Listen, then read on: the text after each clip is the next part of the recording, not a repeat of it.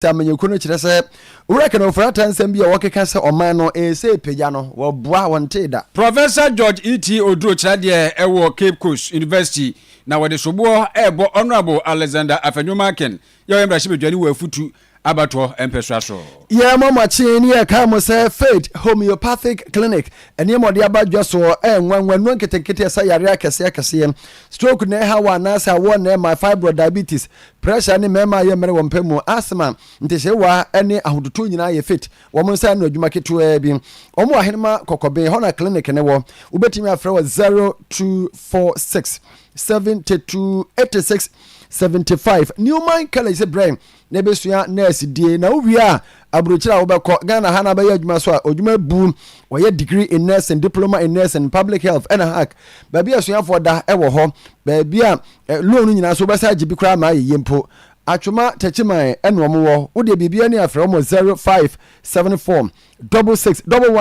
661117 Doctor time da so bidimafo kwa ne timini time ebreto yare so na bedru so no asama na ho aton ebokwa agogo ene owo enkra so pokwase mayira wodi no brani no tahini ya fransisi na fa yare de confirm ni agro 024477 4282 Medidi Krobea asante meniminu Oduefour na Asabre pinaman nana penkrahene chiame yakwa ahoma no so na yene enua Joseph Amoaten akwa akodi nkomo ne yate ene se nkwanhia bia si ewo anwonaga janse na ni enyan ono na ewo ho sisi ye jo mache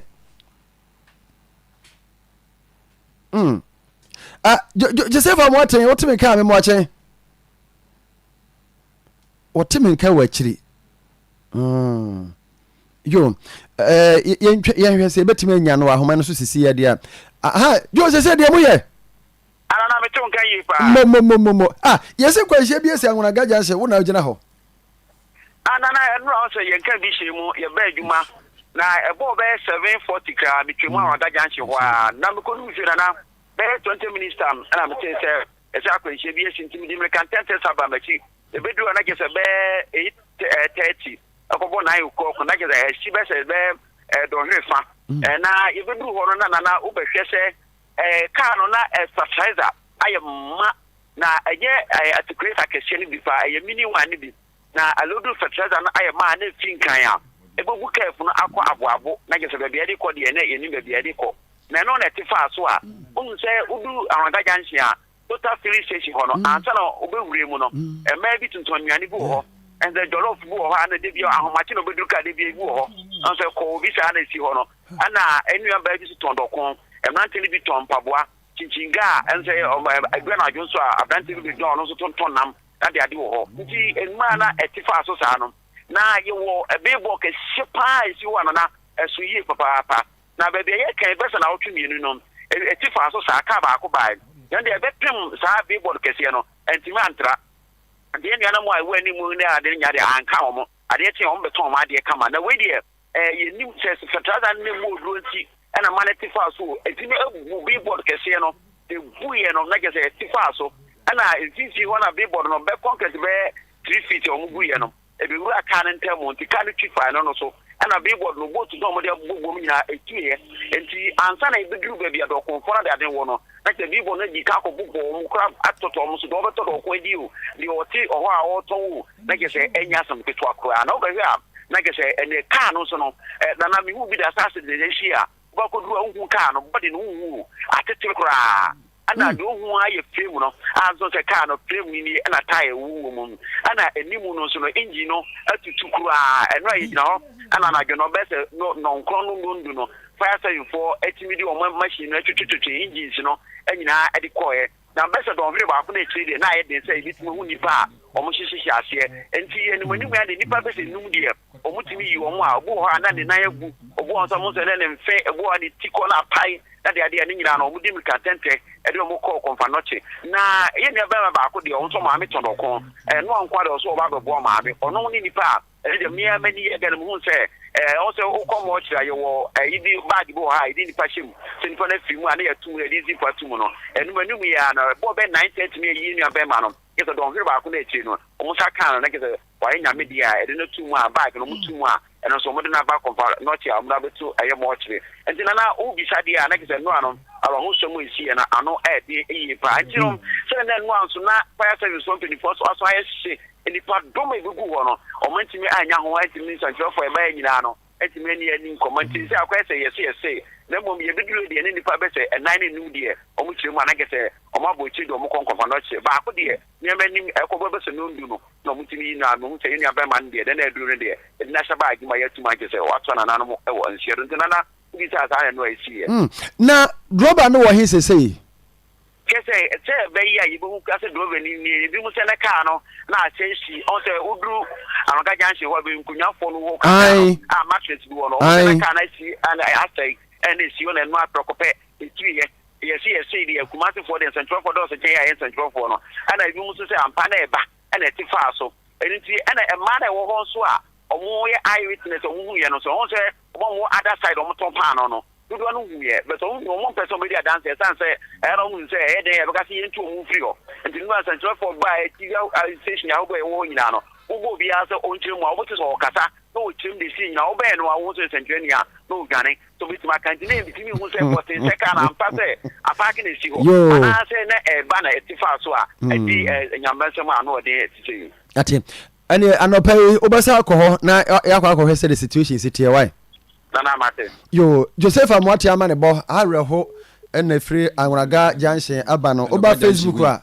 At the whole life, see, I will be who near cost. Check crown one also ne found mono be a tifa so some mount to top one bi ikukumbia ehoi abusua yo ye fa ni chiremu Ghana mrahye bedwam na ye de mra bia kwato se be be dia tumu adane bochi kesi bidin eno ne ye se woni ye nturumu ntu ene ye hwese se kasa mra iba ebeso mu nyina no kwan wo ntumi enye saa ade ne biem Ghana ha ye chiwo se wo ye bia emra da ho nti ebetwe so na mrahye bedwafo no be dia tumu no and ya twetwe dom kase de nam ha dom kuma de nam ha na no na ono abo abamba ben enu asetena odi tudwa se ansa na ombe mabreki akọ finance minister was my watum ansa na wo no makọ ene ho hihye ne ade a wode etu edwana ne nyina mu no ono Joseph Osewusu chiamehene abedi ekira wudi kan ewo mrahye bedwam ho na no da ya wo mokọtra nsam so a wo mokra no sorry free parliament ne asem dwane yesu omo ye ne dan yo eno ena ase ye gbo no so bo etrete nsa de hwe no so a onu so ni chechire modi ka de ma ye ni dia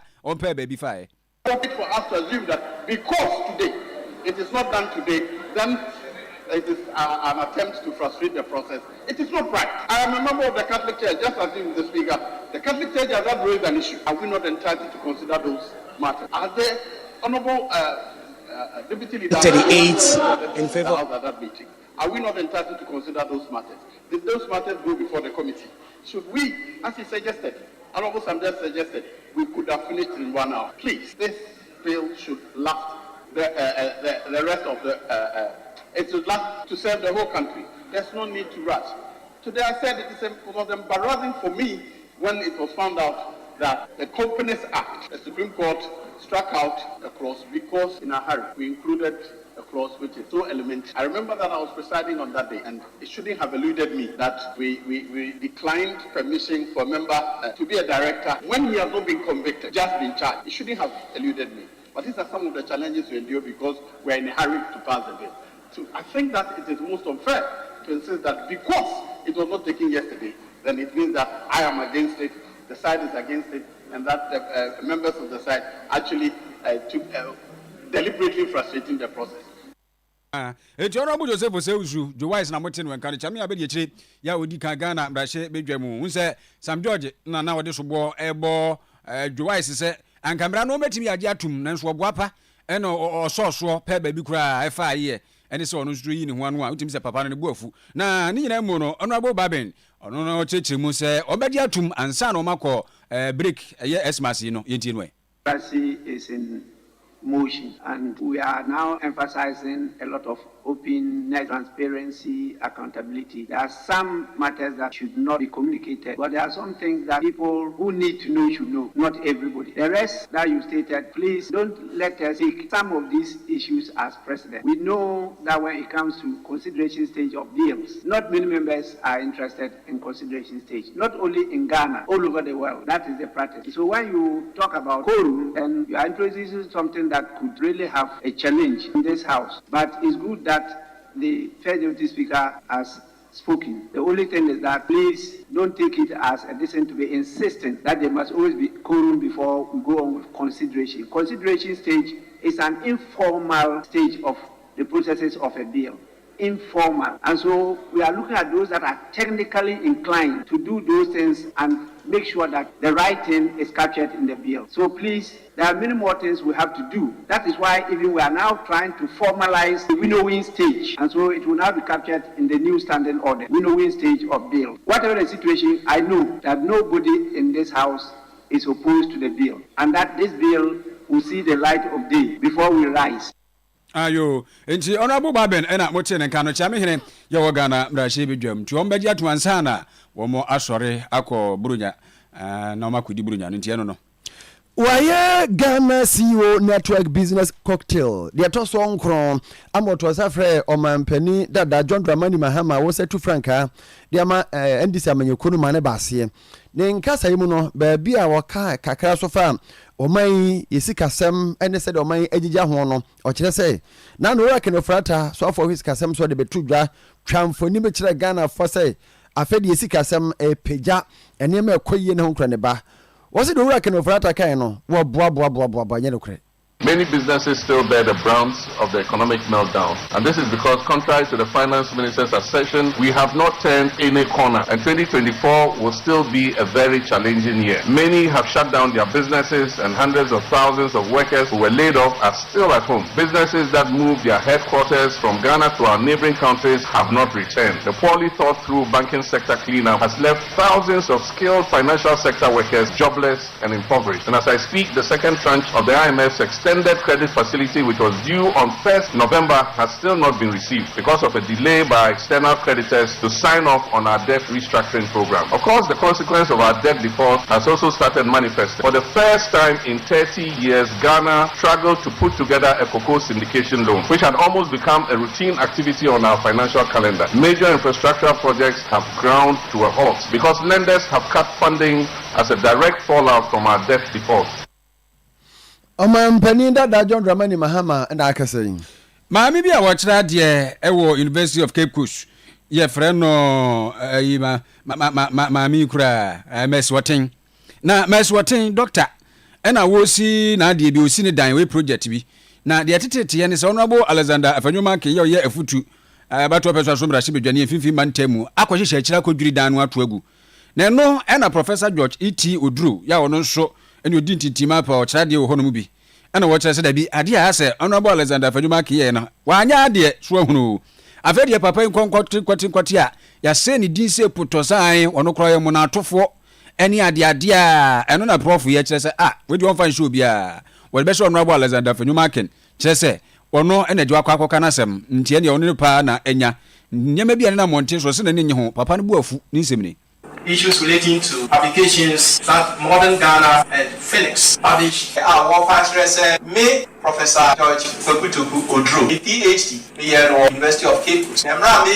PhD, no, me made to be. But on the Mona, Benunti, University of Cape Coast, Adiciano, or Chico, Echi, and I can say, me PhD, I may no prano, Abodia Minya, and you'll be Nedumana Mikofaya, Edikunya, a PhD. With the university, in Penin 4 acid degree, DT2 Pro Vice Chancellor, Oduro said, Oduro, a PhD at University of Cambridge, and I watch say, Oduro, a degree. Maybe I don't say, I am thrown to na oye. Yeah, brother Kenya John Watting, so better say no afami. Ni na ejina Mrs. Bia also winiba.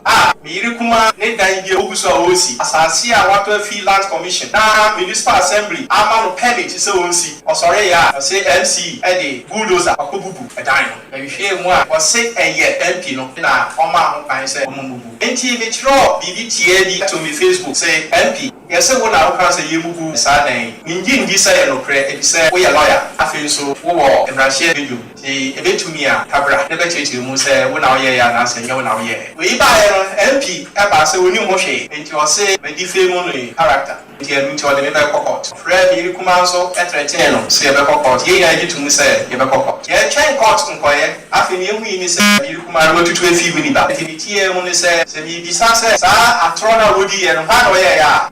Ever can say I'm just saying I'm